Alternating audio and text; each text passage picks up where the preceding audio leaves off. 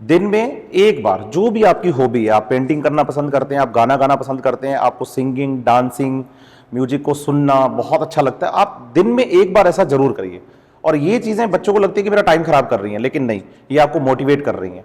आप इस चीज को समझिए कि जब आप उसके बाद आगे बढ़ेंगे ना, तो आप डबल एनर्जी के साथ चलेंगे कि यार मैंने मेरी लाइफ जी ली है उस टाइम के लिए। तो दिन में कुछ पल जी लेने चाहिए, और ये मोटिवेटर रखते हैं हमेशा बच्चे को।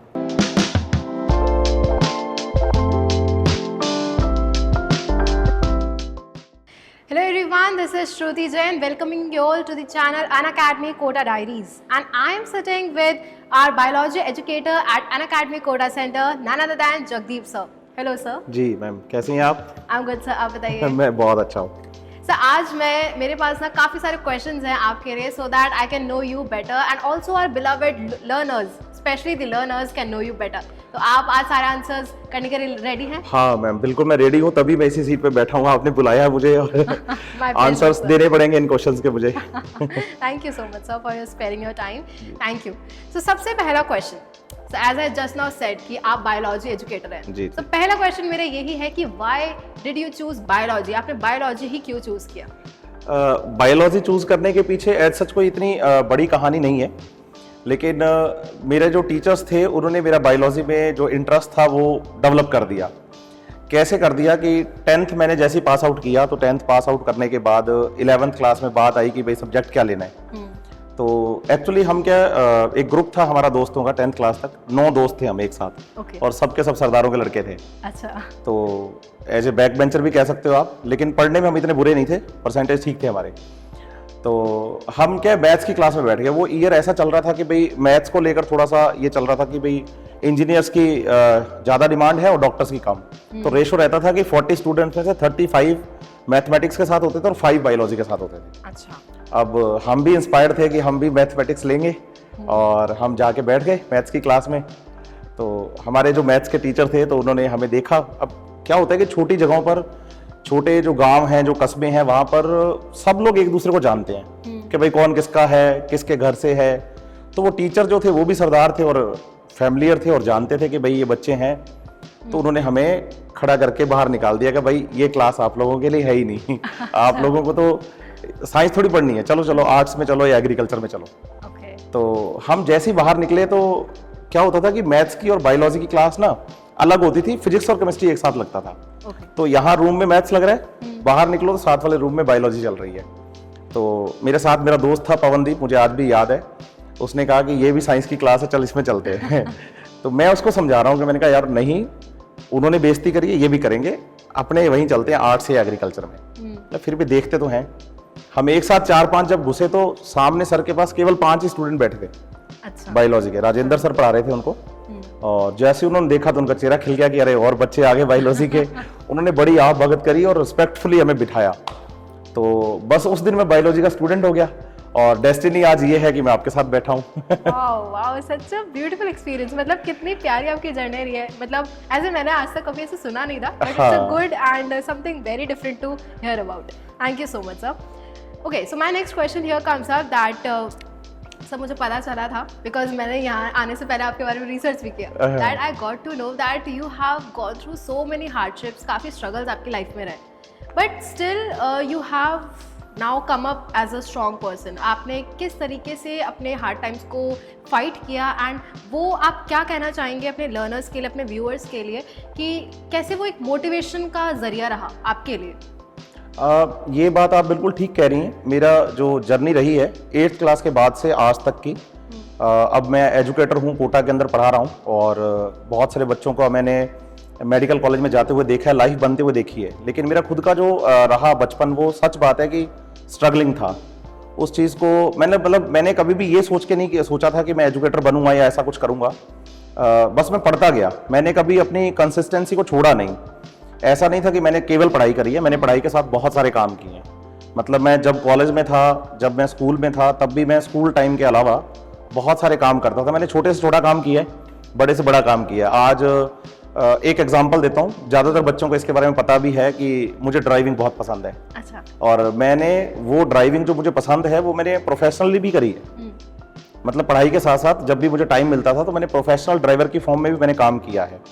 तो मुझे ऐसा लगता है कि कभी भी परिस्थितियां जो होती हैं वो आपको अफेक्ट नहीं कर सकती अगर आपने डिसाइड कर रखा है कि मेरा गोल ये है। तो मेरा एक्चुअल गोल वो था ही नहीं जो काम मैं कर रहा था।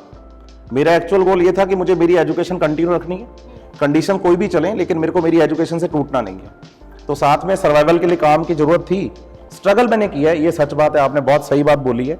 और बच्चे शायद इतने बड़े नहीं हैं अभी कि इस बात को वो समझ पाएं, लेकिन हाँ ये था कि भाई कंसिस्टेंट रहना सीखना पड़ेगा हमें लाइफ में, तो एक दिन आप एक जगह पे पहुंचेंगे जरूर। तो बच्चों के लिए ये मेरा मैसेज जाएगा कि कंसिस्टेंसी मेंटेन करिए किसी भी काम में। अगर आप पढ़ाई को लेकर बैठे हैं तो फिर उसमें ये होना चाहिए कि आप कंसिस्टेंट हैं चीज़ों को लेकर। ये नहीं कि आज पढ़ लिया फिर सोचते हैं 2 दिन बाद करेंगे, वो चीज़ें फ्रूटफुल नहीं होती हैं। कई बार हम काम कर रहे होते हैं, हमें लग रहा होता है यार हम क्यों कर रहे हैं, लेकिन उसका रिजल्ट जो होता है वो थोड़ा टाइम के बाद आता है और इतना अच्छा निकल के आता है कि आपको अंदर से फील बहुत अच्छा करवाता है। So thank you so much, sir, for inspiring us from your life hardships which you have gone through. So with this I come on to the next question. मेरा दूसरा क्वेश्चन आपसे ये है कि सर आप इससे पहले एक रिनाउंड इंस्टीट्यूट में थे, अब आप अन अकेडमी में आ गए हैं एंड आपकी जर्नी में आप आगे बढ़े।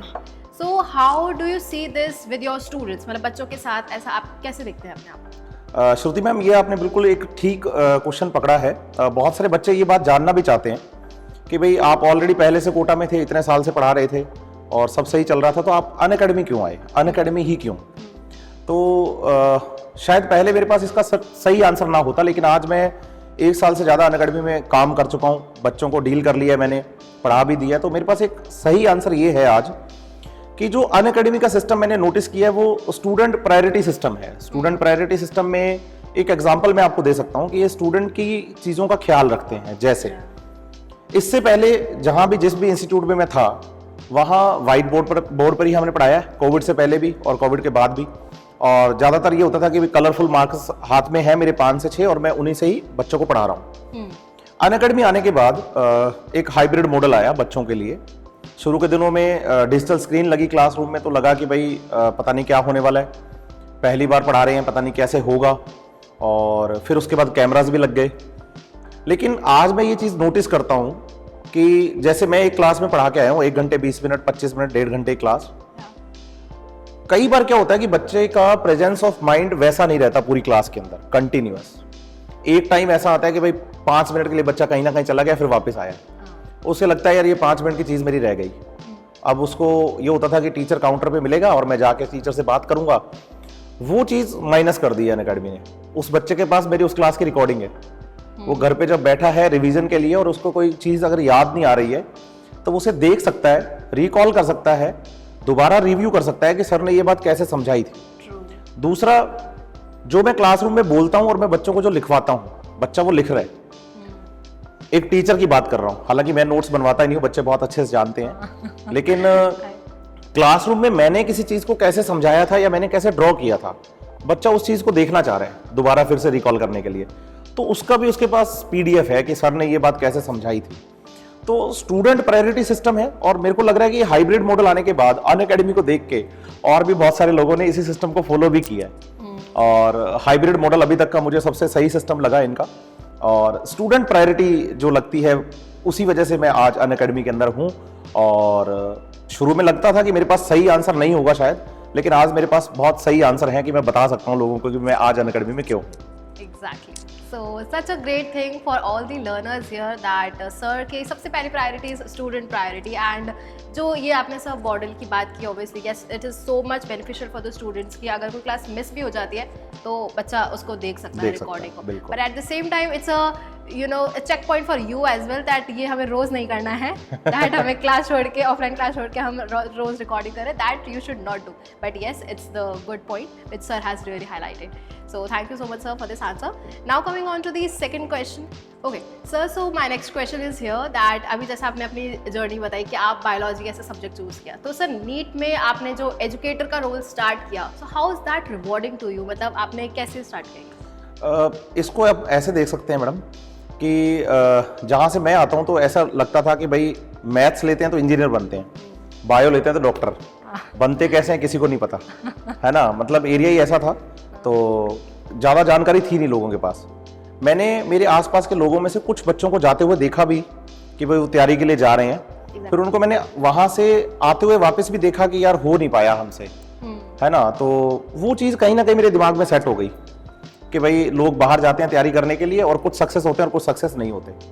मौका मिला मुझे बाहर आने का, मैं एज ए एजुकेटर आया, तो मैंने उस फील को अपने दिमाग में रखा कि मैंने बच्चों को जाते हुए भी देखा था और बच्चों को आते हुए भी देखा था, और मैंने हौसला हारते हुए भी देखे हैं और जीतते हुए भी देखे हैं। तो मैंने कोशिश करी थी कि भाई हाँ ठीक है, मैं 100% तो नहीं कर पाऊंगा उस चीज़ को चेंज, लेकिन जितना मुझसे बन पाएगा मैं उतनी कोशिश करूंगा कि मैं बच्चे को उस डायरेक्शन में लेकर जा पाऊं कि भाई वो अपना जो गोल है उसको अचीव कर ले, है ना। पहली बात तो ये। और दूसरा, अगर आप रिवॉर्ड की बात करते हैं तो मेरे लिए सबसे बड़ा रिवॉर्ड क्या होता है कि जैसे पूरा साल मैंने बच्चे को पढ़ाया है, ध्यान रखा है, एज ए मेंटर रहा हूँ, मेंटरशिप करी है। उसके बाद जब बच्चा कॉल करता है या बच्चा मुझसे मिलने आता है या मतलब कैसे भी वो मुझसे कांटेक्ट में आता है और फिर वो बोलता है ना कि सर आपने पढ़ाया, वो चीज़ें दिमाग में रही और मैं आज अपनी जगह पे हूँ, thank you so much sir, तो वो सबसे बड़ा रिवॉर्ड होता है। वो एक थैंक यू बच्चे के मुंह से जो निकल के आता है ना कि सर हम पहुंच गए अपने डेस्टिनेशन पे और अब हम डॉक्टर बनने वाले हैं। और मैंने ड्रास्टिक चेंज देखा है बच्चों के अंदर। यहाँ बच्चा बिल्कुल ऐसे दिखता है कि यार सिंपल सा है, रोज बालों में सरसों का तेल लगा हुआ है, ऐसे सिंपल सा बच्चा दिखता है, लेकिन जब वो 3-4 साल मेडिकल कॉलेज में रहता है तो वो मतलब एज ए हीरो की तरह दिखता है सामने कि भाई हाँ। तो हमें लगता है कि यार बच्चा अपने डेस्टिनेशन पे तो खुश भी है, तो चेहरे पे दिखाई भी देती है। वो सबसे बड़ा रिवॉर्ड होता है हमारे लिए। Exactly. Wow, such a nice thing to hear from you, sir. That student satisfaction is your reward. कि बच्चा अपने मुकाम हासिल कर लिया, this is your reward. या बिल्कुल। Exactly. Sir, तो हमारी कॉफी ठंडी हो रही है। मैं नेक्स्ट क्वेश्चन पूछूं इससे पहले हम कॉफी ले लें? Okay, so next question to you sir is that आप पूरा दिन अपने स्टूडेंट्स के साथ बिताते हैं, पूरा दिन आपकी हेक्टिक शेड्यूल रहता है, क्लासेस रहती है, राइट? तो ऐसा कुछ फेवरेट और I can say memorable teaching moment आपका रहा होगा सर? मूवमेंट तो देखो, बच्चे हैं तो पर डे ही मिलते हैं, है ना, सुबह से लेकर शाम तक। और मूवमेंट्स में मेमोरी का बात ये है कि भाई मेरे को पूरा दिन जो बच्चे मिलते हैं, मैक्सिमम बच्चे अच्छे ही मिले हैं मुझे आज तक। ये मेरा एक मतलब गॉड गिफ्टेड ही मानूंगा मैं अपने आप को कि सुबह से शाम तक मैं जितने बच्चों से बात करता हूँ मैक्सिमम अच्छे ही होते हैं। हालांकि बच्चे प्रॉब्लम्स लेकर आते हैं, मेमोरेबल रहता है, बहुत सारी चीज़ें मेमोरी में होती हैं, लेकिन बच्चों को मोटिवेट रखने के लिए एक बात मेरे पास है 2015 की, मैं शेयर कर सकता हूँ बच्चे के साथ। 11th क्लास में एक स्टूडेंट आया, उसने क्या किया, 2 महीने लेट शुरू किया, नॉर्मल बच्चों से 2 मंथ्स लेट था वो। और शुरू में हमें लग रहा था कि ये बच्चा कैसे कवर करेगा, आज बच्चे अपने बैकलॉग को लेकर दुखी रहते हैं सबसे ज़्यादा। और उस बंदे ने 2 महीने लेट ही ज्वाइन किया था और उसके बाद 11th उसने कंप्लीट करी, 12th उसने किया है और एम्स में 2nd रैंक से वो आज मेडिकल कॉलेज से डॉक्टर बन चुका है, आगे पीजी कर रहा है। तो वो मतलब एक चीज़ रहती है कि भाई बच्चों आप सिर्फ बैकलॉग को लेकर लगे रहते हैं, और उस बंदे ने 2 महीने लेट शुरू किया था फिर भी बहुत अच्छा करके गया। तो इसका मतलब ये हो गया है कि भाई कुछ चीज़ें होती हैं जो दिमाग में जची रहती हैं, और वो बच्चा मेरे दिमाग में हमेशा रहेगा लाइफ टाइम, क्योंकि मुझे पता है कि उसकी शुरुआत मैंने ही करवाई थी क्लासरूम में कि कैसे शुरुआत करनी है। और पहली क्लास भी मेरी थी, अर्ली मॉर्निंग क्लास लेने की आदत है मुझे, तो फर्स्ट क्लास भी उसकी मेरी ही गई थी। तो जब उसने पहली क्लास के बाद मुझे आके कहा था कि सर अब मैंने आज ही ज्वाइन किया है, तो वो चीज़ें दिमाग में फिट रहती हैं। तो इससे मुझे लगता नहीं कि कभी घबराना चाहिए कि मैं थोड़ा लेट हो गया हूँ या मेरा बैकलॉग हो गया है, तो इसको थोड़ा पॉजिटिव वे में लेना चाहिए हमेशा बच्चे को।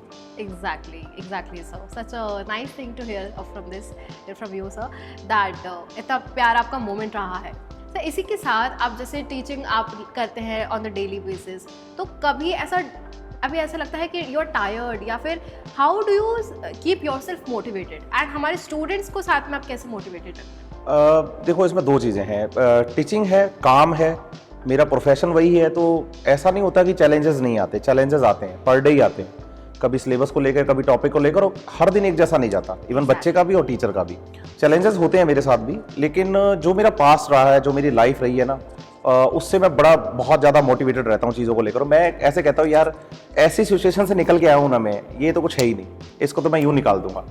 तो कई बार क्या होता है कि कोई कभी मेरे को लग रहा है कि मैं लो फील कर रहा हूँ, तो मैं वो लो फील नहीं करता, वो मेरे लिए किक स्टार्ट होता है। मैं हमेशा उससे पॉजिटिव एनर्जी निकालता हूँ और आगे बढ़ने की कोशिश करता हूँ। मैं बच्चों को भी बोलता हूँ, मैं खुद भी ये करता हूँ कि दिन में एक बार, उन दिनों के अंदर जब मैं थोड़ा लो फील कर रहा हूँ, एक बार मैं मेरी हॉबी को बहुत अच्छे से जीता हूँ। मुझे ड्राइव करना बहुत पसंद है, मुझे गाने सुनना बहुत पसंद है, तो मैं दोनों एक साथ करता हूँ, गाड़ी में गाने लगा के मैं ड्राइव करके आता हूँ, और सारा स्ट्रेस मेरा हाईवे पे होता है उस टाइम, और मैं जब वापस घर आता हूँ तो स्ट्रेस वहाँ होता है और मैं मेरे काम को फिर से शुरुआत करता हूँ। ऐसा बच्चे को भी करना चाहिए। दिन में एक बार, जो भी आपकी हॉबी है, आप पेंटिंग करना पसंद करते हैं, आप गाना गाना पसंद करते हैं, आपको सिंगिंग, डांसिंग, म्यूजिक को सुनना बहुत अच्छा लगता है, आप दिन में एक बार ऐसा जरूर करिए। और ये चीज़ें बच्चों को लगती है कि मेरा टाइम खराब कर रही हैं, लेकिन नहीं, ये आपको मोटिवेट कर रही हैं। आप इस चीज़ को समझिए कि जब आप उसके बाद आगे बढ़ेंगे ना, तो आप डबल एनर्जी के साथ चलेंगे कि यार मैंने मेरी लाइफ जी ली है उस टाइम के लिए। तो दिन में कुछ पल जी लेने चाहिए, और ये मोटिवेटर रखते हैं हमेशा बच्चे को। वाओ, दिन में कुछ पल जी लेने चाहिए, हाँ। सर ने ऐसा कहा है। So to all of viewers it's a good message that जो आप चाहते हैं वो करें रोज, because life is a mixture of everything sir. Exactly, yes. तो हर चीज इन्वॉल्व होनी चाहिए हमारे एक दिन में, so that it is may be the life of Joy और the moment of sadness or maybe whatever, but yes, we should live our day to the fullest. Exactly. Thank you. Now coming on to the next question with this. So generally ऐसा होता है, बच्चे काफ़ी stressful mode में चले जाते हैं competitive nature को देख के, तो what advice you want to give those NEET aspirants? हाँ, ये एक बच्चे आजकल के जो हैं उनके लिए तो बहुत ही ज़रूरी है। हमारे टाइम पे तो ये था कि जब हम पढ़ रहे थे स्कूल में, तो मतलब स्ट्रेस आता ही नहीं था आसपास, क्योंकि मास्टर हमारा स्ट्रेस दूर ही रखता था हमेशा, मुर्गा बना के या मतलब इलाज करके हमारा।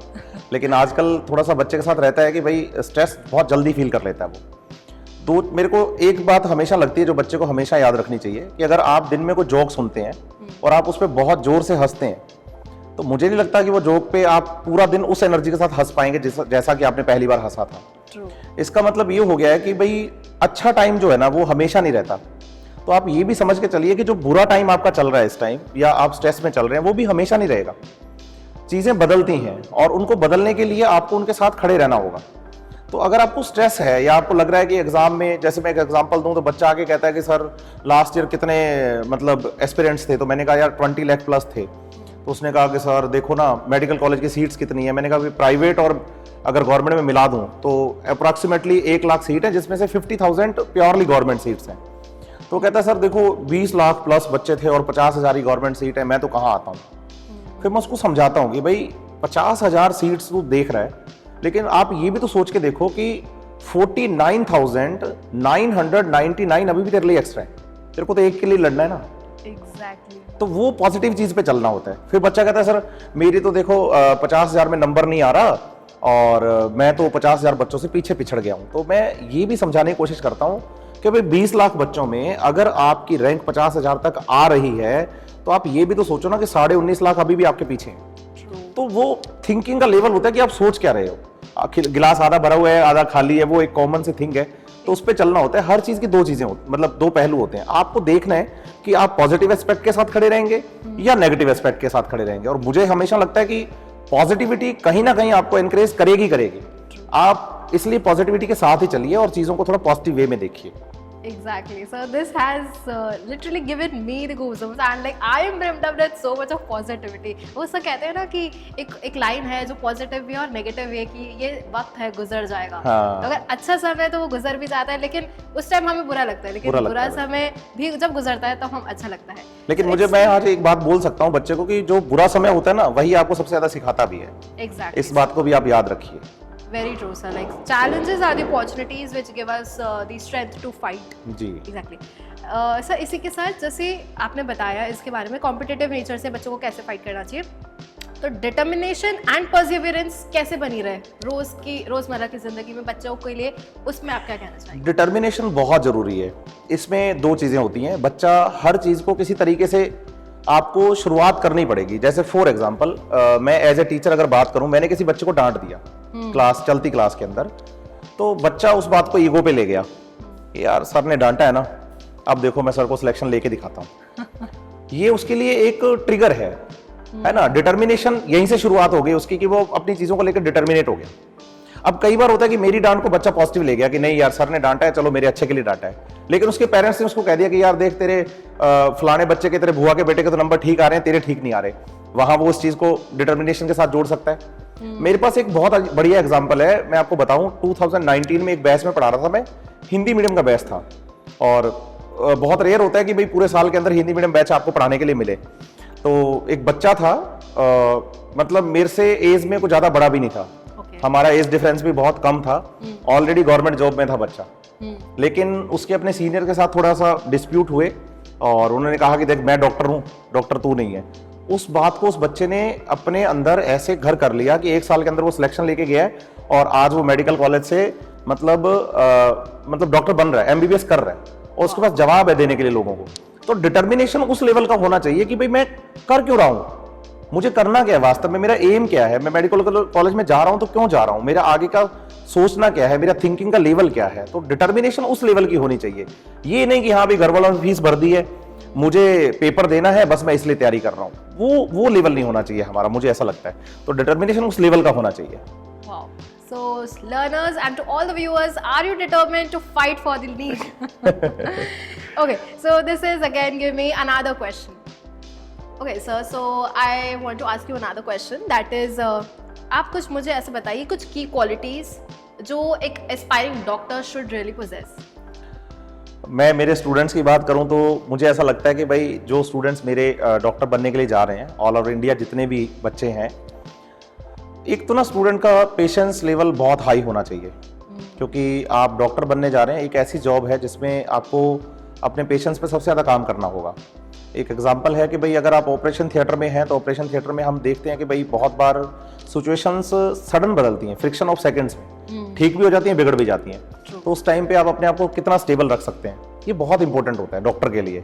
खास करके उस टाइम पे जब मरीज उसके सामने पेशेंट उसका बैठा है, तो उसका जो पेशेंस लेवल है वो बहुत हाई होना चाहिए ताकि वो चीज़ों को कंट्रोल कर पाए। और इस पे काम बच्चे को आज से ही करना पड़ेगा। आज आप तैयारी कर रहे हैं, प्रिपरेशन कर रहे हैं नीट की, तो आपको उस पे काम अभी से करना होगा। रीज़न क्या है कि अगर आप अपने पेशेंस लेवल पे अभी से काम करना शुरू करेंगे तो जब तक आप मेडिकल कॉलेज से डॉक्टर बन के निकलेंगे तो वो आपकी आदत बन चुका होगा, तो वो पेशेंस लेवल आपके साथ ही रहेंगे। और दूसरी जो क्वालिटी मुझे लगती है की क्वालिटी बच्चे के अंदर आज के स्टूडेंट में, उसे एक गुड लिसनर होना चाहिए। जब तक आप सुनेंगे नहीं तब तक आप सॉल्यूशन नहीं दे पाएंगे। पेशेंट तो होच पोच में आएगा आपके पास कि भाई मैं तो गया, अब मेरे को तो जल्दी से संभालो आप, लेकिन जब तक आप उसकी बातें सुनेंगे नहीं ध्यान से तब तक आप उसका इलाज नहीं कर पाएंगे। और ये बात कि गुड लिसनर बनना है, ये बात आप आज से ही अपने दिमाग में डाल लीजिए, क्योंकि आज आप क्लासरूम में पढ़ रहे हैं, तैयारी कर रहे हैं, तो जब तक आप टीचर की बात को अच्छे से सुन ही नहीं पा रहे, तो आप टीचर की बात को अगर सुन नहीं पा रहे तो आप टीचर की बात को अप्लाई कैसे करोगे चीज़ों पे। तो एक तो आपको गुड पेशेंस, आपका लेवल बहुत हाई होना चाहिए, और दूसरा आपकी क्वालिटी जब सबसे बेस्ट है वो होनी चाहिए कि आप बहुत अच्छे लिसनर होने चाहिए। आप चीज़ों को सुनिए, समझिए, कैलकुलेट करिए, फिर रिजल्ट निकालिए। होता यह है कि बच्चा आजकल का थोड़ा सा क्या है, मतलब एक जनरल लैंग्वेज में बोलूं तो गर्मी ज़्यादा ही रहती है बच्चे में, जवाब हाथों देने की कोशिश करता है। ये नहीं करना है हमें चीज़ों को एनालाइज करना और एनालाइज करने के बाद जवाब देना, और ये चीज़ें आपको आपकी आदत में लानी पड़ेंगी। आदत में लाएंगे तो जिस दिन आप मेडिकल कॉलेज से निकलेंगे ना, बहुत अच्छे डॉक्टर बन के निकलेंगे। तो ये दो चीज़ें मुझे लगती हैं की क्वालिटीज जो मेरे बच्चे में होनी चाहिए जो डॉक्टर बनने के लिए जा रहे हैं। Wow, patience and the good listener. So learners, if you are really aspiring for becoming a doctor, then दो qualities आज से शुरू कर दो। Okay, last but not the least, sir, वैसे I am really enjoying by listening your all the answers, but time is saying to say goodbye. But एक last question मेरा आपसे, any last thing you want to say to all the viewers, as in how to stay motivated and how they should live their life, and especially NEET aspirants के लिए आप last कुछ एक view point अपना देना चाहेंगे? हाँ, मैं दो बातें यहाँ बच्चों को बोलना चाहूँगा। पहली बात तो ये है कि भाई जितने भी स्टूडेंट्स हैं जो नीट की तैयारी कर रहे हैं या किसी भी कॉम्पिटिटिव एग्जाम की तैयारी कर रहे हैं, उनको पर डे हमेशा तैयारी ऐसे करनी चाहिए जैसे कल ही एग्जाम है। बच्चा क्या कैलकुलेटिव हो जाता है, वो क्या आज हिसाब लगा के बैठा कि मेरा पेपर ना 2024 में 2024 में 5 मई को है, 5 मई को है, तो वो दिन काउंट कर रहा है बैठा कि भाई आज इतने दिन रह गए, अच्छा आज इतने रह गए, दिन काट रहा है। मैं कह रहा हूं कि आप पर डे को ऐसे जी लीजिए कि भाई कल ही मेरा एग्जाम है, तो आप क्या करेंगे, पर डे की जो तैयारी करेंगे ना, पर डे की जो आप एजुकेशन करेंगे वो उस लेवल की होगी जो आपको नीट के एग्जाम के दिन आपको जरूरी होगा। आप अगर डे काउंट करेंगे तो आपको लगता रहेगा कि नहीं अभी टाइम है, अभी टाइम है, अभी टाइम है, तो आप उस लेवल को टच नहीं कर पाएंगे। अपने पढ़ने का जो आपका लेवल है वास्तव में, है ना, उसको टच करने के लिए जरूरी है कि भाई सबसे पहले तो आप ये क्लियर करिए कि कल ही मेरा एग्जाम है, पर डे मुझे ऐसे ही पढ़ना है। दूसरी बात कि मैं बायोलॉजी का टीचर हूं, तो मैं बायोलॉजी के लिए जरूर बोलूंगा कि भाई बायो सब्जेक्ट को वो एक्सेल कैसे कर सकता है। तो आप एनसीईआरटी को भगवान मान के चलिए बच्चे, आपको अपनी एनसीईआरटी की बुक जो सिलेबस बुक है उसी को ही फोकस करना है। बहुत सारे बच्चों को लगता है कि केवल एनसीईआरटी पढ़ने से कैसे होगा, तो मैं क्लियर कर दूं कि एग्जाम जो सेट होता है वो हमेशा उन बच्चों के लिए सेट होता है जिन्होंने 11th और 12th क्लास को पास किया है। 12th पास आउट स्टूडेंट के लिए होता है। और आपको ये समझना होगा कि हर एक 12th पास स्टूडेंट कोचिंग नहीं लेता है ना? तो इसका मतलब एग्जाम उस बच्चे के लिए भी सेट हो रहा है जो स्कूल से पढ़ाई कर रहा है, सिंपल मतलब बोर्ड का एग्जाम दे के आ रहा है। तो आपको अपनी सिलेबस बुक को कभी नहीं छोड़ना है। अगर आप चाहते हैं कि आपकी बायोलॉजी में पकड़ हो जाए और आप बायोलॉजी में बहुत अच्छे से नंबर लेके आए, तो आप अपनी सिलेबस बुक को जरूर फॉलो करिए। हाँ, मेरे आप फॉलोअर मत बनिए, मैं टीचर हूं आपका, मेरे फॉलोअर मत बनिए, फॉलोअर आप बनिए आपकी सिलेबस बुक के। मुझे अपने टीचर को एज ए टूल यूज करिए कि मैं उस बुक को और अच्छे से आसान कैसे कर सकता हूँ, उन लिखे हुए शब्दों को और आसान कैसे कर सकता हूँ। ये चीजें आपके लिए बहुत फायदेमंद होंगी।